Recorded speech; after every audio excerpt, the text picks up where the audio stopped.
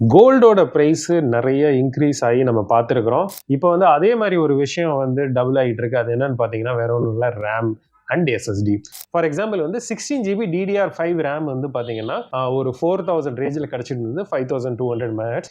இன்னைக்கு அதே ரேம் வந்து பார்த்தீங்கன்னா நம்ம மார்க்கெட்டில் என்கொயர் பண்ணீங்கன்னா 7000 அப்புறம் 8000 அப்படிலாம் சொல்கிறாங்க. ஆல்மோஸ்ட் டபுள் ஆயிடுச்சு பிரைஸ். இது வந்து மெயின் ரீசன் வந்து என்ன சொல்கிறாங்கன்னு பார்த்தீங்கன்னா அன்பிரசிடென்டட் டிமாண்ட் இன் ஏஐ. இன்னைக்கு வந்து ஏஐ நம்ம லைஃப்ல ஒரு முக்கியமான விஷயம் ஆயிடுச்சு. யூஎஸோட எக்கனாமியே வந்து ஆர் வேர்ல்டு எக்கனாமியே வந்து நிறைய வந்து ஏஐ நம்பி தான் போயிட்டு இருக்கு. ஸ்டாக் மார்க்கெட்லாம் பார்த்தீங்கன்னா ஏஐ இன்வெஸ்ட்மெண்ட்டை நம்பி தான் போயிட்டு இருக்கு.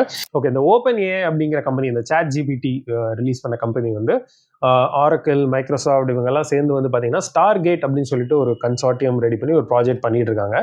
இது பெரிய வேர்ல்ட்லேயே largest data center. Almost $750 billion இதோட இன்வெஸ்ட்மெண்ட் அப்படின்னு சொல்றாங்க நெக்ஸ்ட் 5 இயர்ஸ்ல. இது வந்து என்ன ஆயிருக்கு அப்படின்னு பார்த்தீங்கன்னா இந்த வருஷத்தோட ப்ரொடக்ஷன்ல 40% ரேம் ப்ரொடக்ஷன் வந்து அந்த பர்டிகுலர் ப்ராஜெக்ட்டுக்கு அலர்ட் ஆயிடுச்சு. ஸோ ஸ்டாக்கே எங்கேயுமே இல்லை. இந்த ஸ்டாக் இல்லாதனால இன்னைக்கு டிமாண்டும் இன்க்ரீஸ் ஆகுது, கன்சூமர் டிமாண்டும் இன்க்ரீஸ் ஆகுது. என்டர்பிரைஸ்ல இந்த மாதிரி ஆனதுனால ஒரு டிஸ்ட்ரப்ஷன் வந்திருக்கு. இது எவ்வளவு நாள் இப்படி இருக்குன்னு சொல்லி நம்மளால ப்ரெடிக்ட் பண்ண முடியல. பொறுத்திருந்து பார்ப்போம். ஸோ அதனால நீங்க பிசி பில்ட் இந்த மாதிரி பிளான்ல இருக்கிறீங்க, இல்லை உங்க பிசி அப்கிரேட் பண்ணணும்னு இருக்கிறீங்க அப்படின்னா எவ்வளோ சீக்கிரம் பண்ண முடியுமோ அவ்வளோ சீக்கிரம் நீங்கள் அப்கிரேட் பண்ணிக்கிறது நல்லது. Thank you so much. தொடர்ந்து எங்கள் சேனல் பாருங்கள். சப்ஸ்கிரைப் பண்ணுங்க.